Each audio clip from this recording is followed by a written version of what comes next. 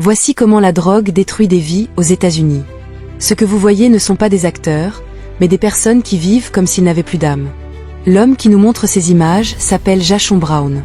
Il parcourt les rues du pays pour traduire en images ce que les mots ne peuvent plus exprimer. Brown est un homme qui combat l'indifférence en dévoilant une réalité tragique et trop souvent ignorée. Les ravages des dépendances de la drogue, des pilules et des substances puissantes sur la vie des Américains. Jashon voyage à travers les États-Unis, des grandes avenues aux ruelles étroites, des parkings aux trottoirs abandonnés, pour donner la parole à ceux que le système oublie. Il filme des silhouettes errantes, droguées, éteintes, comme des zombies vivants. Ces personnes, souvent sans domicile, ont perdu la lumière dans les yeux. On les voit parfois assis, immobiles, l'âme évaporée, comme s'ils avaient cessé d'exister.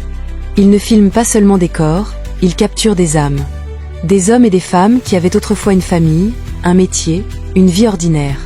Certains racontent qu'ils travaillaient dans la construction, d'autres qu'ils avaient des rêves d'études ou de carrière.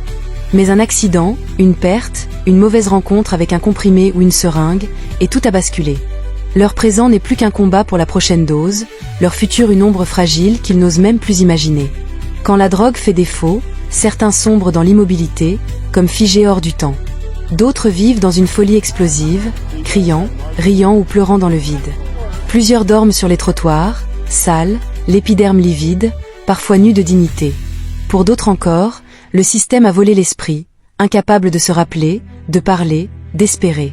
Et lorsqu'ils parviennent à articuler quelques mots, ils confient à Jashon comment la dépendance les a détruits. Mariage brisé, famille fuyante, enfants perdus, vie réduite à l'ombre d'elle-même. Dans ces vidéos, on croise des femmes enceintes, fragiles et déjà prisonnières d'une substance qu'elles ne peuvent abandonner malgré la vie qu'elles portent. On croise des personnes âgées, courbées, dont la vieillesse s'est confondue avec l'addiction. On croise des handicapés en fauteuil roulant, incapables de fuir cette spirale qui les enferme encore plus. Et partout, toutes les couleurs de peau, toutes les origines. La drogue ne fait pas de distinction. Elle ronge les murs invisibles de la société et uniformise dans la douleur. Ce qui bouleverse le plus, ce sont ces instants d'humanité brute. Une main tendue entre deux toxicomanes, un sourire furtif au milieu de la misère, une confession d'espoir. Certains supplient, aide-moi à m'en sortir. Je veux revoir mes enfants. D'autres avouent avoir essayé 10 fois, 20 fois, mais la rue les a repris, comme un piège qui se referme toujours. Et pourtant, malgré cette obscurité, une vérité glaçante résonne dans les témoignages. Certains préfèrent la prison à la rue.